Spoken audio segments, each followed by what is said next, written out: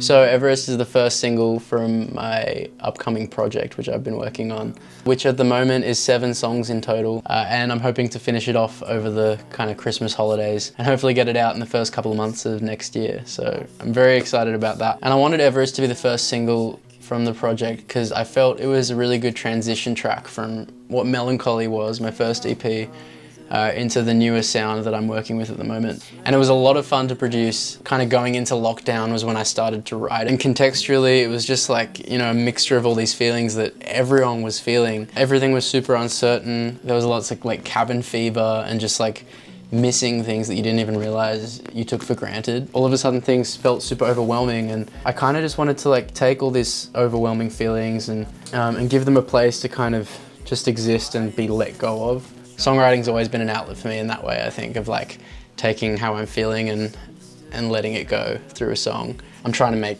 just super universal music that people can kind of connect with, hopefully.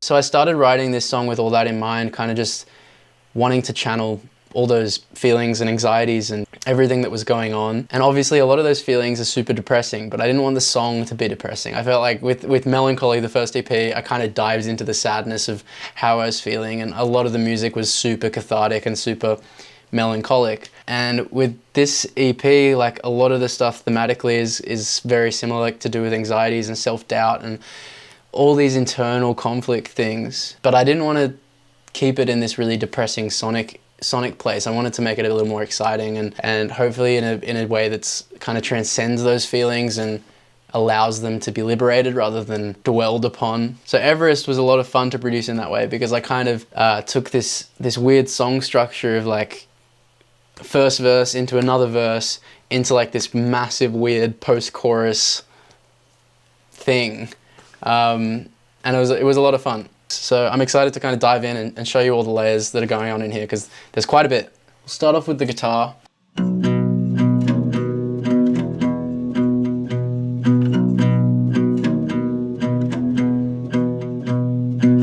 That's just the acoustic guitar chords, pretty much loops throughout the whole thing. And to get that tone of the acoustic guitar, I actually have a mix of a steel string acoustic and a nylon string acoustic.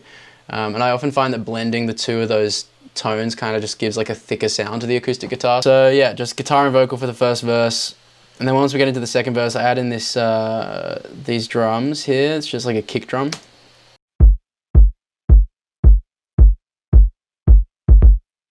And on top of that, I've got this piano.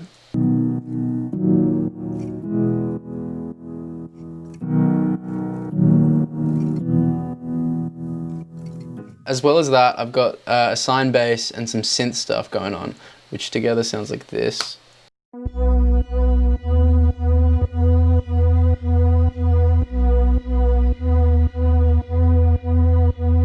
And as we move into the big kind of B section of the song, the main thing, I guess, is the drums. I've got these huge drums going on.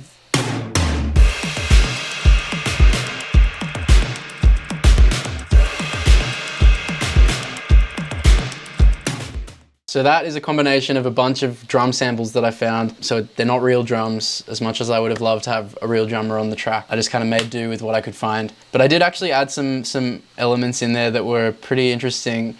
While I was recording one of the nights, someone texted me on my laptop and I responded back, like typing on the keyboard. And I didn't realize that I was still recording. And then listening back to the thing, I was like, what is that noise in there? And I realized that I'd been recording myself typing. So I ended up using me typing on the keyboard as the hi-hat sound for the drums. Sounds like this. And then another time when I was listening back to the song, I started hitting my table and I had like a glass on the table and it was making this really weird sound, and I recorded that as well and put that in there. It sounds like this.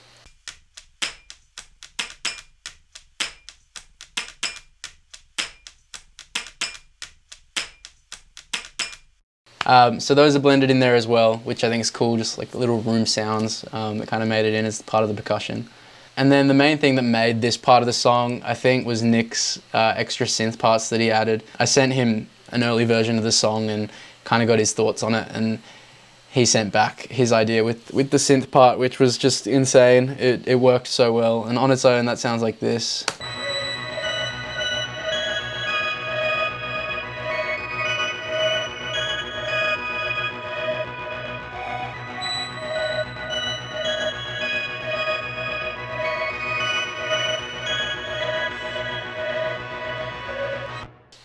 So thank you, Nick, the secret sauce there. Those just really tied everything together, and all the other layers are still going on. We've got the guitar, the vocals, the piano, the bass, the drums, everything kind of meshes together at the end and just creates this huge outro, which sounds like this.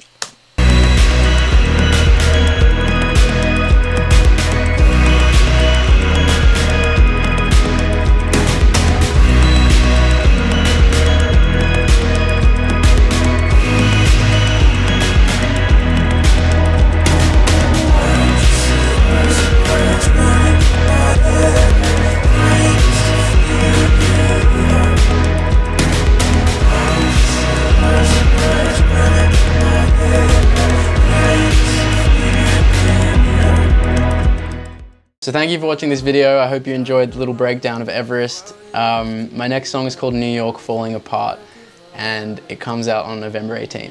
Now I'm falling.